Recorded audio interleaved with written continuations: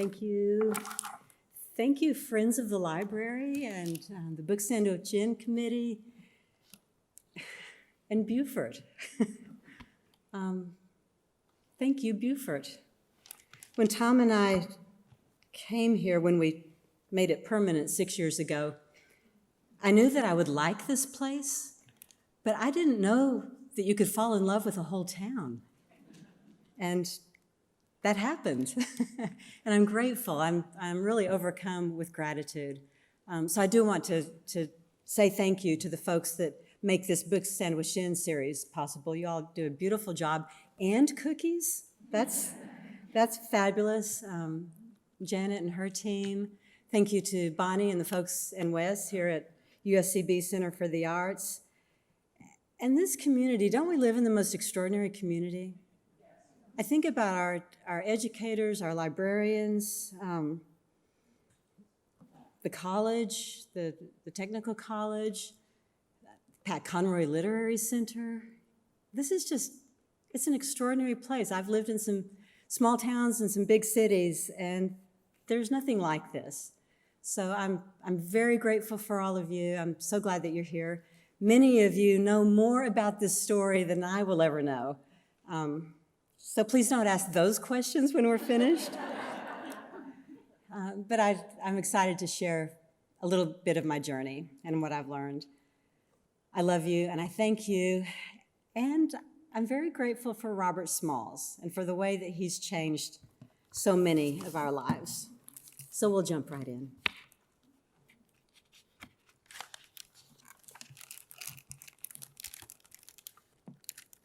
Before this decisive night, I'd not fully appreciated the subtle line between inspiration and insanity.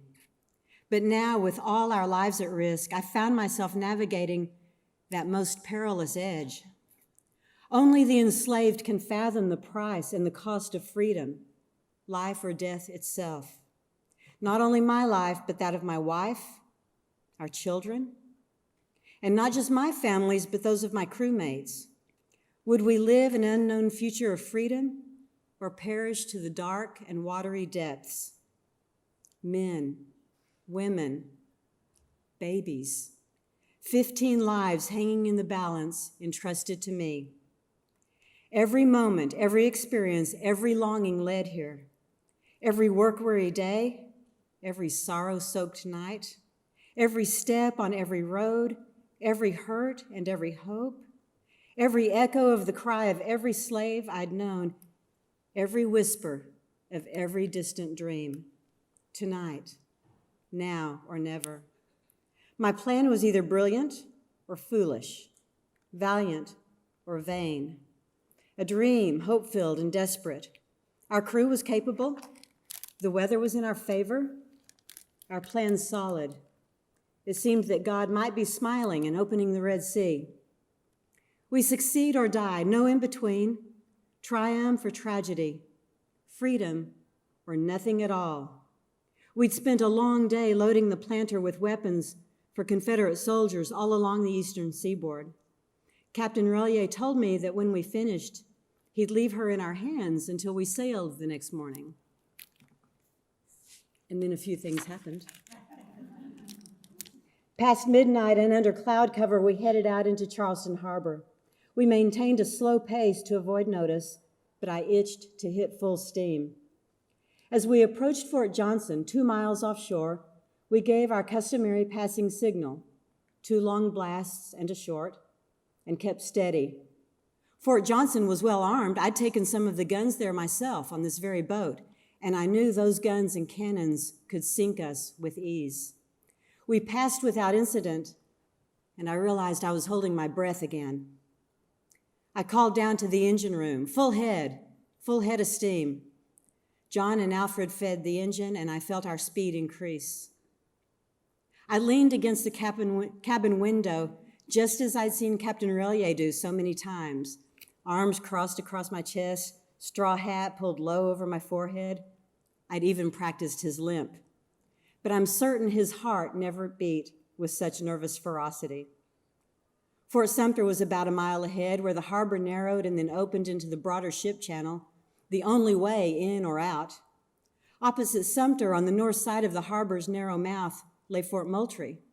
Before the war began, a boat this size could pass between the two forts without coming too near to either of them. But last year, the rebels built an enormous floating log boom, forcing every vessel to pass within range of Sumter's cannons.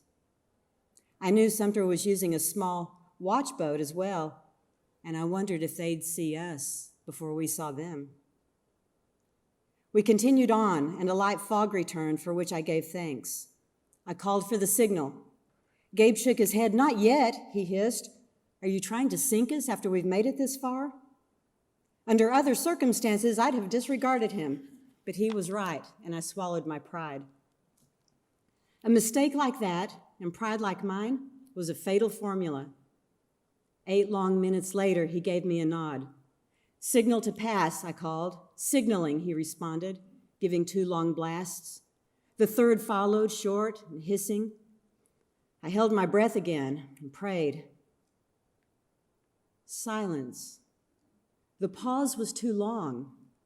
My stomach climbed to my throat. We waited.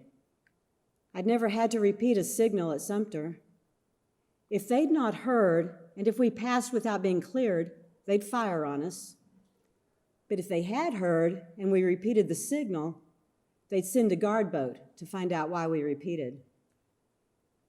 At last, we heard the signal to proceed and a voice from across the water. "Kill us some damn Yankees, boys." "Aye," I called and waved my ungloved hand. Gabe went pale. We kept moving steady, and finally we were out of range of Sumter's big guns, but not out of danger. The most perilous moments lay directly ahead. The Union ship Onward, heavily armed, saw our Confederate flag waving in the first clear light of morning.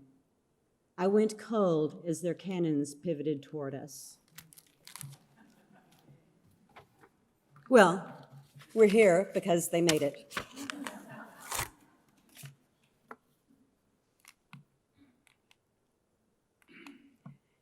You probably recognize this man. Most of you have been in Beaufort, many of you far longer than I have. Of course, this is Robert Smalls, and those of you who know South Carolina know much of his story.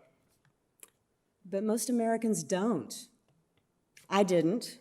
We need to know his story because his story affects ours. Robert Smalls, of course, is best known for commandeering the Confederate arms boat, the Planter, and taking it through Charleston Harbor to liberate himself and 15 other people, becoming the first Black hero of the American Civil War. What most people don't know, what I certainly didn't know, is that he changed countless lives, including mine, including yours. Most Americans don't know that he served in the state legislature and then 5 terms in the United States Congress. Most people don't know that he co-authored education legislation that created the first and compulsory public education system. He's a champion, y'all, and how appropriate for this group, for the Friends of the Library, the people that read and think. He's a champion for literacy and education. And I will tell you, he has taught me, as any other figure in American history, about courage and compassion and family and faith, about choosing hope and practicing hope, about working together and walking together and building bridges between people. So today I want to tell you a little bit about the man. I want to invite you to walk with me alongside him through an extraordinary time in our history, and I want to share with you some of what he's taught me. Now, I'm not from South Carolina. I grew up in West Texas. Anyone here from West Texas? It is desolate and brown and bleak. This is the landscape of my formative years. In May of 2013, on a brief visit to Beaufort, my first experience in the Low Country, oh my goodness, I was so enchanted. You have water, you have trees, you have birds. It just blew me away. I remember Tom had suggested, my late husband had suggested that we come here after being in North Carolina for a graduation. And I remember crossing the swing bridge just a few blocks away and looking down at the intercoastal and seeing boats, and I could tell that there were houses along the river, and I thought, oh my goodness, people get to live in a place like this. Can you imagine? We took a carriage tour, and we stopped here at Tabernacle Baptist Church. We saw this beautiful bust of this very distinguished-looking man, and I learned in that moment that Robert Smalls was born here in 1839 and that he'd escaped to freedom in 1862 and that he had become a very important leader. A few minutes later, we stopped in front of this beautiful house on Prince Street, about 3 blocks away from where we are right now.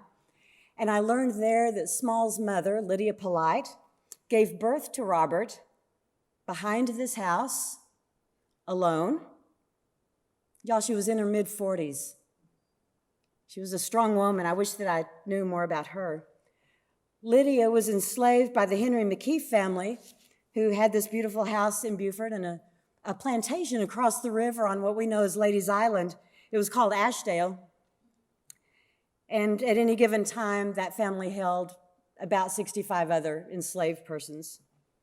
The tour guide told us that when Robert was 12 or 13 years old, Henry McKee hired him out in Charleston, which meant, of course, that he did manual labor and his wages were sent back to the McKee family. He had several jobs. One of the first was as a lamplighter, and so he was learning his way around Charleston, cleaning the globes of lamps, lighting lamps.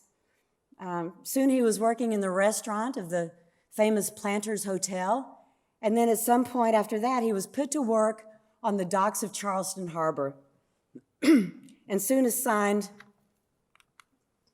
to this cotton steamer, pardon my voice, to this cotton steamer called the Planter, so the Planters Hotel and the cotton steamer called the Planter. We know that he was smart and he was strong and he loved the water and he was natural on it, and soon he was piloting this boat.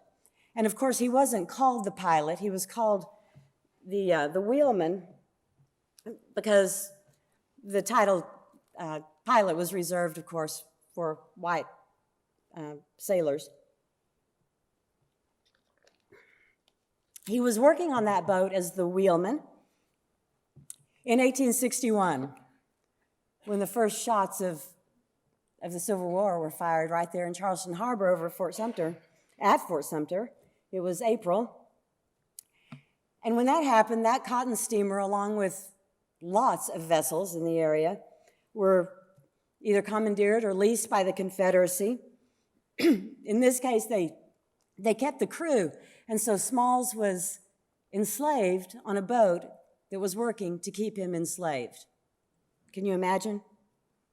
Our tour guide explained that a few months later, in November of 1861, thousands of federal troops landed right here in Port Royal Sound, and the white population of Beaufort evacuated. The story says it happened in a day. We know it affectionately as the Great Skedaddle, right? It meant that the beautiful homes and churches here survived the war because of that occupation. Many of the houses, as you know, were inhabited by Union troops, soldiers, and the larger houses and hospitals served as, and churches served as hospitals. This is known as the Secession House. It was part of the tour that we took. It belonged, of course, to the Barnwell Rhett family, who were emboldened leaders, I guess is a way to say it, in the secession effort. And early drafts of the Articles of Secession were written in the basement of this house. They even signed the walls of the basement while they were there. During the war, it became the billet house, out of which the Union soldiers were paid. Oh, if those walls could talk, right? A few nights after the occupation of Beaufort, a year after the beginning of the war, in the wee early morning hours of May 13th, 1862, Robert Smalls and his crew finished loading the Planter, guns and ammunition. The Confederate officers who were assigned to the boat decided to go ashore against orders. They'd done it a number of times. They entrusted the boat to this enslaved crew. But when they came back a few hours later, the planter was gone. Robert Smalls piloted the boat very quietly up to the northern wharf, picked up the women and the children that he and the crew loved, and then he piloted the boat past every fort in Charleston Harbor that night, calling the signals, beginning with Fort Johnson. He knew them well. They passed through the narrow channel between Moultrie and Sumter. That's a hard-to-read map, but there were some tight squeezes in there, and they knew how dangerous this attempt was. He knew the tides, he knew the channels in the harbor, he knew all the signals, he knew that the planter was scheduled to leave before dawn. He also knew that the harbor was full of guard boats, that all those forts were well armed. He knew that if they were suspected, they'd be fired on. He knew if they were fired on, the boat would explode and they would be in splinters on the floor of the Atlantic with so many of their ancestors. They knew that if they were captured, they'd be executed. Well, most of you already know most of this, but we're talking about it today, all these years later, because he was successful. He and his family and crewmates were free. He delivered the planter to the Union Navy. He was well rewarded. He was kept aboard. He was invited. He was free. He got to choose, but he was asked to continue to serve on that vessel, and he did so very courageously through the rest of the war. When the war was over, Smalls came back to Beaufort. All those abandoned houses that had been evacuated were up for sale for the payment of back taxes. So he bought the house on Prince Street that he'd been born behind. He was 26 years old. He lived there for the rest of his life. He died in 1915 at the age of 75. So he raised his family there, some of his grandchildren, and he died at that home at the age of 75, just a few yards from where he'd been born. I wish those walls could talk. He was a community leader, a state legislator, 5-term congressman, one of the founders of the Republican Party of South Carolina. Those days were different. He enacted public education. But until that carriage tour that day in 2013, I'd never heard the man's name. And I've been in school a lot. I wanted to know more, and I wanted to know why I'd never heard of him. And that's when he started changing my life. So we flew back to Dallas, where we were living. I went back to the giant church where I was working. I'm a United Methodist pastor. We have giant churches, in big cities at least. But I kept thinking about this man and about his story.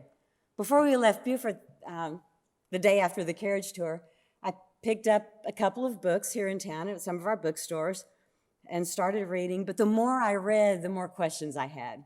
You know how that goes? Sometimes you go down the rabbit hole and it just takes you into more and more questions. I wanted to know what his world was really like. I wanted to know why his last name was Smalls. His mother's last name was Polite. The owner's last name was McKee. I wanted to know where that kind of vision and leadership came from. I wanted to know how he learned to read and write. And I wanted to know why he wasn't in our textbooks. So I began reading and I began Googling.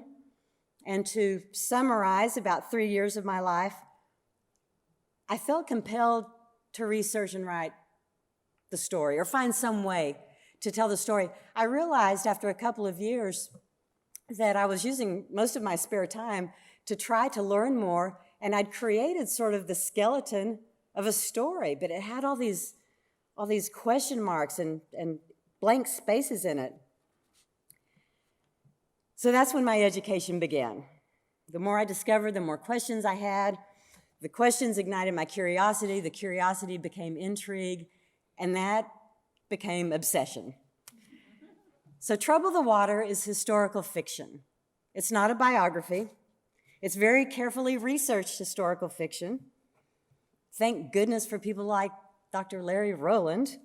It was important to me, it was very important to me to follow the historical record and to really honor that, to honor the character and the legacy of Robert Smalls. But you know, I'm a pastor, I'm a theologian. I like to think about why people do the things they do. And I like to explore the motivations and the relationships and the inner lives of people, the human heart and mind and behavior. I wanted to know about all of those things. I wanted to know what that was like for Robert Smalls and for the other people in his story. And I wanted for myself and for the reader to be able to really enter into the broad context of the story. I had tons of questions about this larger context. History is so much more than dates and places and battles and names. And I don't know what it was like for you all, but when I was in high school and college, we memorized battles and places and dates and the names of men. And it wasn't said in the fabric of a larger context, and it didn't stick very well, I guess. So I wanted to really explore the breadth and depth of this. I wanted to understand the economics, the political context. I wanted to think about women's issues. You know, for both the enslaved black women and for the white women, changes were on the horizon. The suffrage movement was just getting traction. The abolitionist movement was kind of putting the brakes on that. Some of the women in this story were coming to age as the Civil War unfolded. Mrs. McKee was in her early 20s when both her daughter and Robert Smalls were born. She was just coming into her own. And then, of course, the McKee daughter, Robert Smalls' young men, his fictional antagonist, Peter Rhett, they were all coming of age through all this. What was that like for those young people? I really wanted to explore that.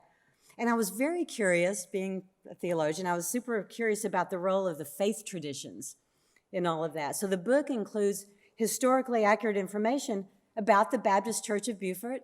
Some of our Baptists here? When the book came out that next summer, I had a lovely call from a member who asked me to come and speak there. And she had enjoyed the book, and she liked it, and she said, you know, you were a little hard on our Richard Fuller. I read his sermons, y'all. But I wanted to be really true to who these people were.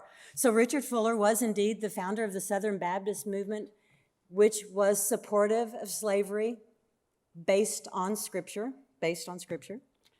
My Methodist, Reverend Mansfield French, was an abolitionist opposed to slavery based on Scripture.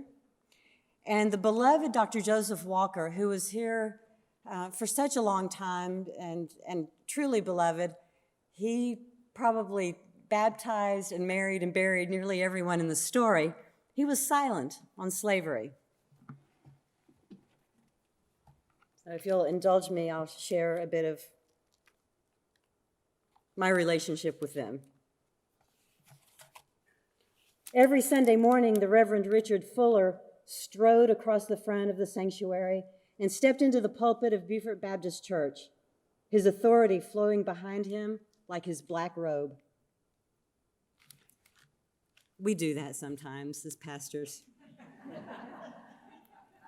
He's not the only one. He was certain of his place, certain of his position, and thoroughly certain of his power. Law school had instilled confidence, and divinity school, conviction, and as he stood before the congregation, he recalled the scripture, quote, he looked upon them with compassion, and he smiled. Reverend Fuller was not a man given to humility. He gazed upon the sanctuary of Beaufort Baptist Church as planters and businessmen and their families filled the pews on the main floor, while the balcony teemed with slaves, men and women, children, servants all. The church had long been home to both races, providing both a fragile social ballast and a thin veneer of balance when tensions flared. Across the street at St. Helena's Episcopal, Dr. Joseph Walker processed solemnly behind the acolytes, down the center aisle of the stately sanctuary, and then climbed into the raised pulpit to call his flock, white and wealthy, to worship. Walker, noble and inspiring, had led the congregation and the entire town through a fine season of stirring revival. And as is true in every era, the piety of the privileged shone bright. Sons of the American Revolution, planters and businessmen, the wealthiest and the most influential gathered on Sundays, kneeling to pray, lifting their open and upturned hands to receive the Eucharist, bowing their heads in gratitude for their abundant blessings.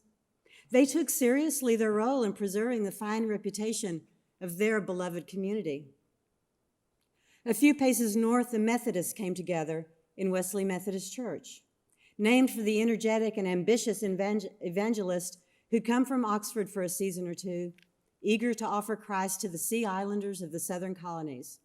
His legacy took root, and Reverend Mansfield French watched after the faithful of Wesley Methodist, encouraging them to be people of action to, quote, do all the good you can, by all the means you can, in all the ways you can, in all the places you can, at all the times you can, to all the people you can, as long as ever you can. Part of the canon of those of us who are Methodist. French, while less charismatic than Fuller and less regal than Walker, loved and nurtured his small congregation, provoked them to good works, and struggled mightily with Christendom's silence on the issue of slavery in America. Like Fuller, he welcomed and encouraged the slaves to worship. And like Walker, he trusted the decency and dignity of the gospel to steady the ship in stormy waters. So I was exploring all those contextual, as a rich tapestry, all the threads I could get hold of there.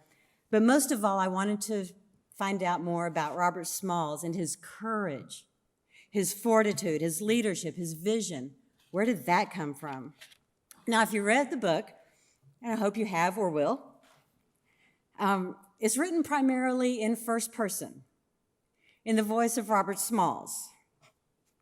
Now, I knew that would be challenging and maybe not the best first good idea.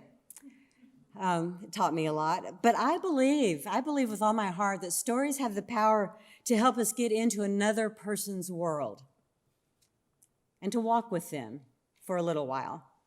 It was never lost on me that I had some enormous distances to bridge.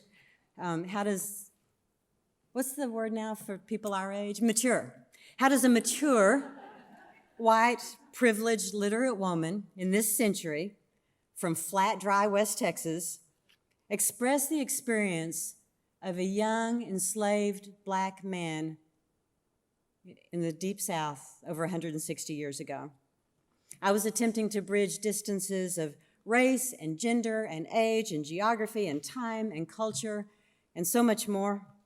And yet I wanted this man to have his voice in his story. And the only way I know how to do that is to dig into my own experience and my own imagination and words to build bridges, the bridges that help us here and now to connect to another time and another place and another experience. So I dug into my experience of life and love and betrayal and struggle and loss, anger, redemption, possibility, hope. As a pastor, I've heard so many stories. You can't believe the things we hear. Incredible stories of suffering and overcoming, of catastrophe and courage. And as a mother of two sons, I've had close witness to the testosterone and rage that happens in the face of injustice. And I learned from all those things. And then I listened for Robert Smalls to tell me about some of that in his own voice to honor his story. And he taught me. When we try to see the world through someone else's eyes, and particularly through the gift and power of stories, when we imagine and feel another person's experiences of love, of loss, of despair, of hope, when we open our hearts to their hearts and their experience, our capacity for empathy grows, our capacity for compassion. So war might build empires, but it's compassion and it's empathy and love that sustain the human spirit and sustain our life together. Stories invite us and ask us to do that. Stories ask us to open our minds, to open our hearts, to open our emotions.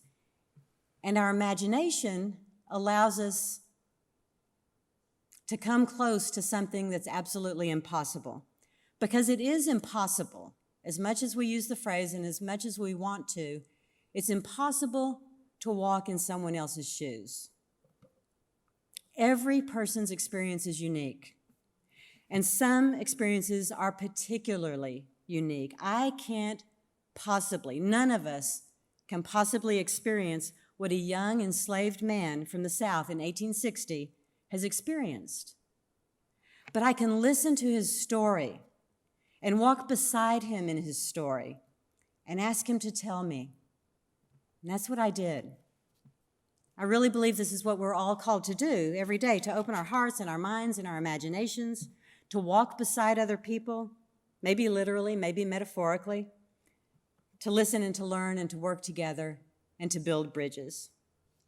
When I was a young pastor in a giant church in a big city, part of my job was to facilitate cross-cultural partnerships, and we did all kinds of things. We went across town, we worked with local shelters, border homelessness, hunger issues in the city and beyond. And we did some international partnerships. And one of those led to a visit in Nigeria. And this was quite some time ago, but I remember it very vividly.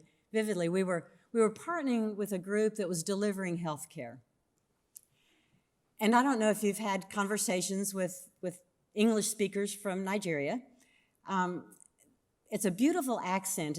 It's lilting, and it's got a little bit of a British, but not really, sound to it. And there were words that I just couldn't quite understand. And the thing that tripped me up the most were the words walk and work. Because off of that beautiful Nigerian tongue, they sounded exactly the same. And I didn't know if we were walking somewhere or working somewhere. And then I realized it didn't matter, because it's the same thing. If we're going to work together, we need to be able to walk together.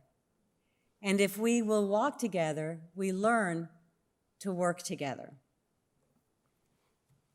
So I walked and I worked with Robert Smalls, and I tried to listen and read. I walked all over Beaufort. I walked all over Charleston. There was this moment in 2016, we were still in Dallas, and I was sort of waiting for the right time to have this conversation with Tom. You know how sometimes you want to wait till it's, the environment's right. And those of you who know Tom know that I was worried about something I didn't need to be worried about. But I finally at one point said, I feel like I need to tell this story, and I think I have to spend some time in Beaufort to do that. I think we're going to need to take time off from work and go to Beaufort for a little bit. And he said, yeah, that's a good idea. And then I flipped roles and I said, yeah, but that's kind of risky and we probably shouldn't do that. And he said, no, I think you should do that. And so we did. We loaded up the dog. We came to Beaufort for what we thought would be 4 months, and then that extended into a leave of absence, and we kind of never left. But I walked all over Beaufort, all over Charleston, and tried to learn everything that I can. And an important part of what I learned was that I'd never really learned history.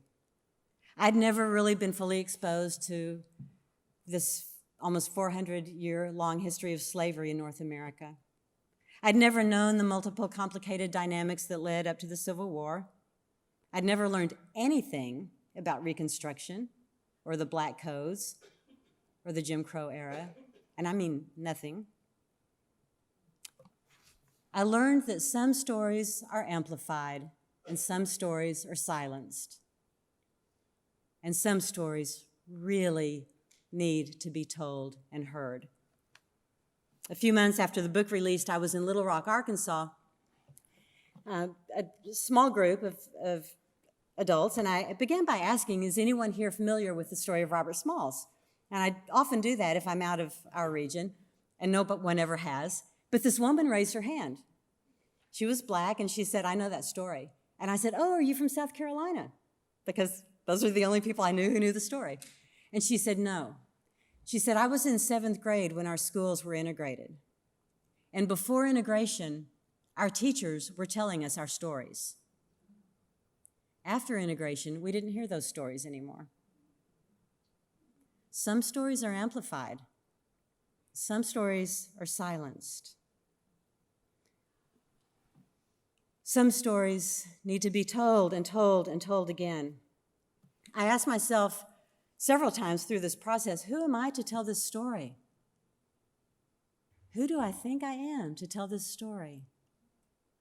And then as I heard stories like the story of the woman from Little Rock, I thought, people like me, people who look like me, we muted the story. Who am I to be part of withholding the story? When we walk together, in life, in our imaginations, when we hear each other's stories, when we work together, in all the ways we can do that, we honor the stories. And I believe with all my heart, if we don't acknowledge and honor the stories, we don't know how we got here, and we won't know how we move into a new future. It's a challenging and complexing world. The stories matter. Stories we tell can push us apart, they can bring us together, they can build walls, but they can also build bridges. And I want my work, this book and other work, to be about building bridges and hope. That's my story. I think we have time for a handful of questions, maybe.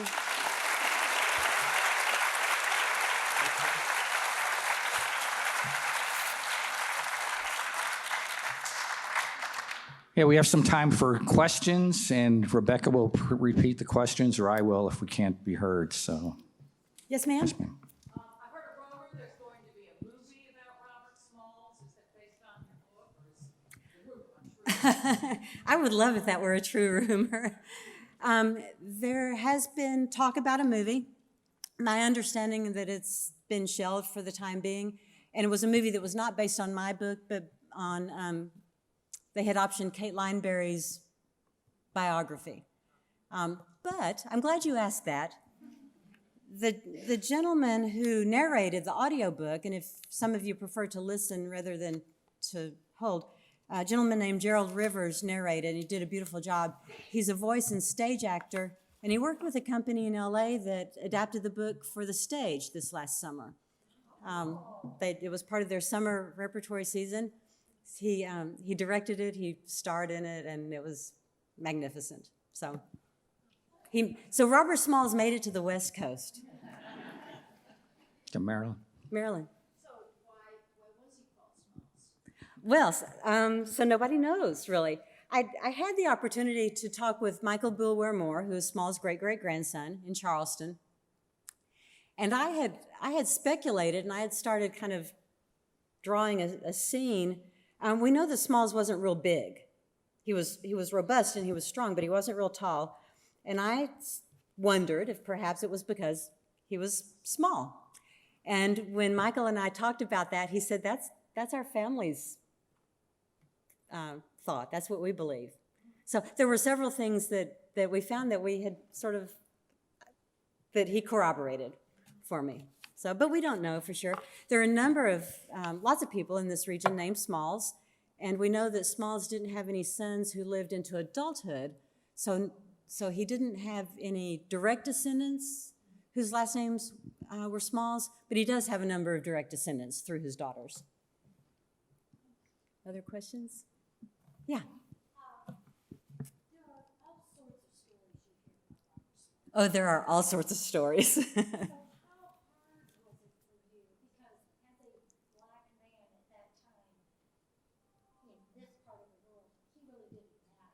Right. There wasn't a lot of stuff written down.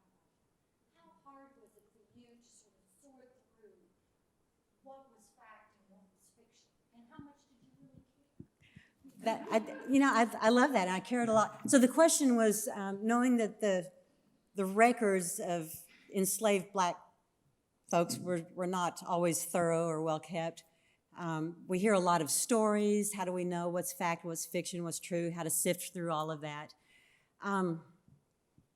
That is the case, and I know many of you have been on the variety of tours that are here, and we hear sort of variations of some of the same stories.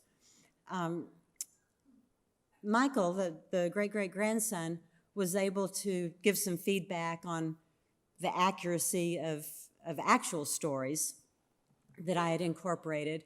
I asked him not to really fact-check or to proofread, but to ensure that I'd honor the character of his family, his great-great-grandfather. At the end of the book, there's author's notes, and in that I describe where I imagined a character or moved a timeline around a little bit to make the story flow. It was very important to me to get the accuracy of what he did writ large, into the story. But there are a lot of things we didn't know, and so I did use imagination to imagine some of the relationships. For example, I don't know the Rhett family, really, here in Beaufort, but I needed the young Robert Smalls to have an antagonist, and so I just gave them another son. There were things like that that fill out, kind of put flesh on the bones of the story. There are some specific stories. We probably have all heard the story of Mrs. McKee coming back to the McKee home later in her life, and there are variations of that. Some stories say that she came to the house and they invited her in and cared for her the rest of her life. Some stories say that they cared for her for a time. Some stories say that the Smalls saw her on the street and brought her home. I was never able to corroborate any of those very accurately, but Michael and their family cherished the story of Robert's family offering care to her. And so I incorporated a version of that story in the book. They, as a family, they deeply respect his commitment to the bridge building and to the power of humanity belonging to one another. One of the things I learned, I'll try to be quick with this, but one of the things I learned when Dr. Rowland read the story, I had a scene in the book where Smalls is attacked by his antagonist and he pulls a gun on him. And I learned from Larry that Smalls never carried a sidearm. He was fairly comfortable with the big cannons on the boat, but he didn't carry a gun. And I really wanted to include that in the story. I think it's extraordinary that a man who essentially had a target on his back his entire life didn't carry a weapon. He was committed and really stood down some rough moments, but he was committed to doing it without a gun. Yes, ma'am. I love this book. It's Oh, thank you. wonderful. Thank you. And every time I hear you talk about the book, you give different points of view or highlight something else. So you've done a wonderful job. Thank you. So what's your next book, honey? I don't know. I've got a couple of things that are sort of percolating. Some of you know that obviously with COVID, but some personal issues. The last couple of years were busy apart from reading and writing.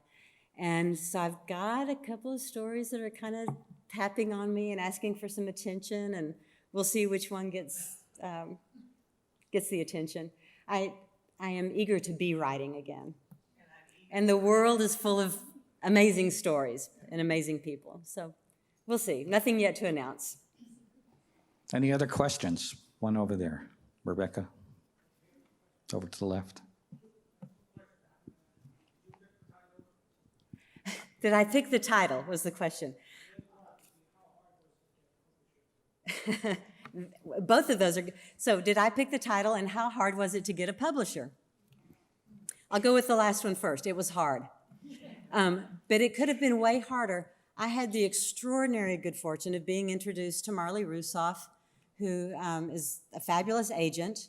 She was a real champion of the story. I don't know if Marley's here today.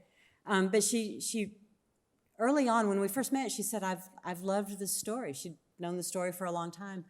And so she really was a champion, and she took it to, the big New York publishers.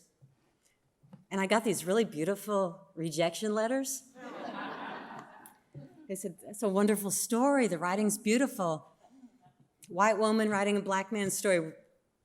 We're not touching it. And she found a smaller press, Kohler Books in Virginia Beach. They loved the story. And, a smaller publisher has less at risk in some ways. But they were bold, and they said, let's do this. And they were great. They did a wonderful job. I had come to Trouble the Water as the title. Are you all familiar with the hymn, Wade in the Water? Right. And I grew up with that. I think it's a beautiful hymn, and it has a line that says, God's going to trouble the water. And it evokes both the Exodus passage of Moses opening the water for the liberation of the Hebrew children from being enslaved in Egypt, and also that beautiful New Testament story about the invalids that are waiting by lying by a pool, and an angel comes and stirs the water, troubles the water, and the first one in is liberated from their infirmity. It's a beautiful, evocative phrase. So I wanted to stick with that title, and learned after the book came out that there are several books by that title.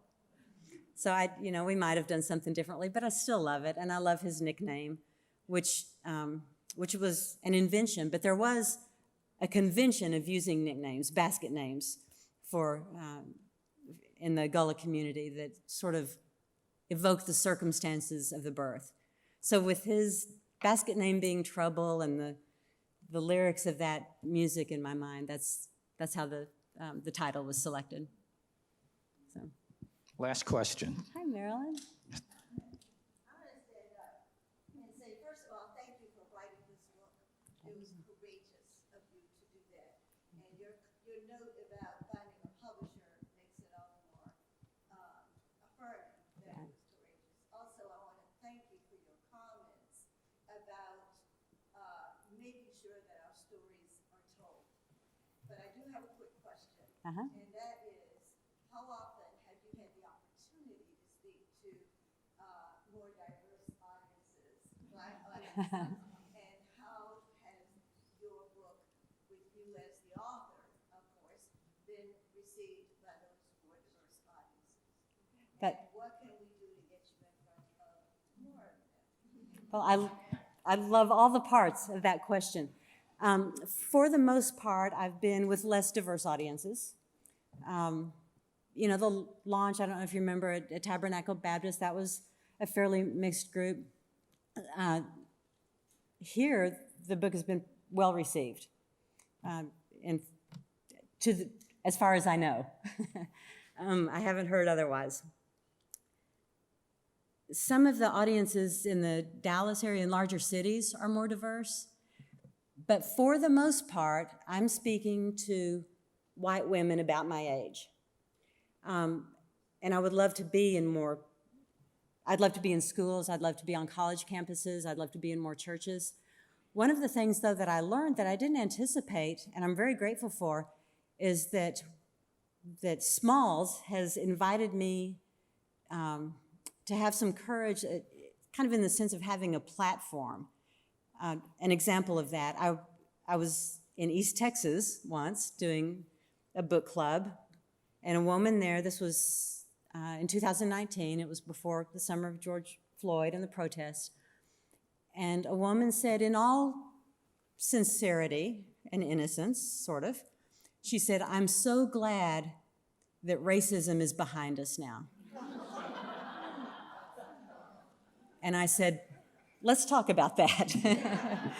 I said, okay, so first, we don't get to declare the end of racism.